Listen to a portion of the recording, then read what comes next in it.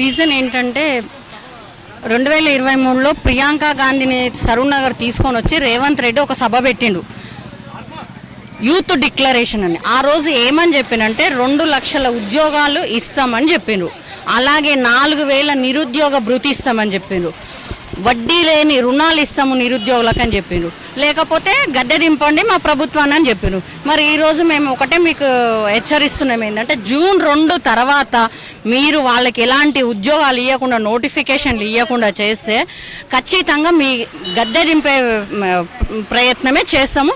ఇంకొకటి ఏంటంటే పక్క దేశంలో చూసినట్టయితే నేపాల్లో జెంజీస్ అందరు కలిసి ఉరికిచ్చి కొట్టిరు. ఆ పరిస్థితి మీకు వస్తుందని నేను హెచ్చరిస్తున్నాను.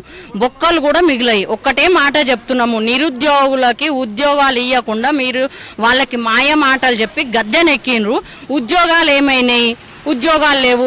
ఈరోజు హోంశాఖ మంత్రి నీ కిందనే పెట్టుకున్నావు. వాళ్ళు మాట్లాడితే, వాళ్ళు అడిగితే వాళ్ళ మీద కేసులు వేసి లోపల పెట్టిస్తున్నావు. సిగ్గుందా అని అడుగుతున్నా. ఎడ్యుకేషన్ మినిస్ట్రీ కూడా నీ దగ్గర పెట్టుకున్నావు. ఈరోజు చూసినట్టయితే స్కూళ్ళలో చూసినట్టయితే చాలా అవకతవకలు ఉన్నాయి.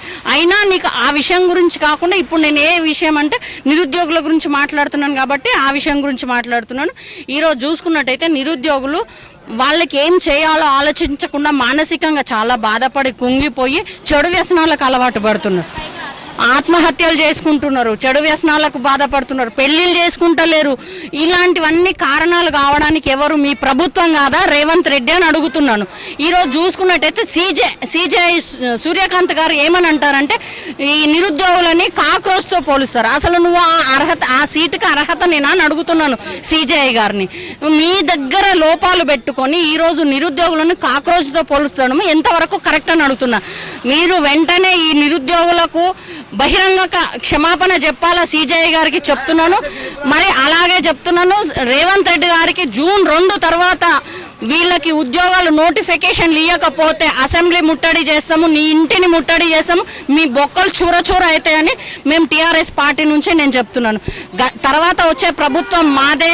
ఖచ్చితంగా ఈ ఉద్యోగులు 4 లక్షల ఉద్యోగాలు నోటిఫికేషన్ ఒకటే నోటిఫికేషన్లో ఇస్తామని కూడా కవితమ్మ గారు కూడా చెప్పడం జరిగింది. ఈరోజు మేము నిరుద్యోగులకు వాళ్ళ పక్షాన ఉండి వాళ్ళకు ఉద్యోగాలు వచ్చే వరకు మేము వాళ్ళ పక్షాన నిలబడతాం. వాళ్ళ కోసం మేము పోరాటం చేస్తాం, రోడ్డు కూడా ఎక్కుతాం. ఒకటే మాట చెప్తున్నాము, హెచ్చరిస్తున్నాం రేవంత్ రెడ్డికి జాగ్రత్తగా నిరుద్యోగుల గురించి ఆలోచించి వాళ్ళకు ఉద్యోగాలు ఇవ్వాలని చెప్తున్నాను. జై తెలంగాణ, జై టీఆర్ఎస్.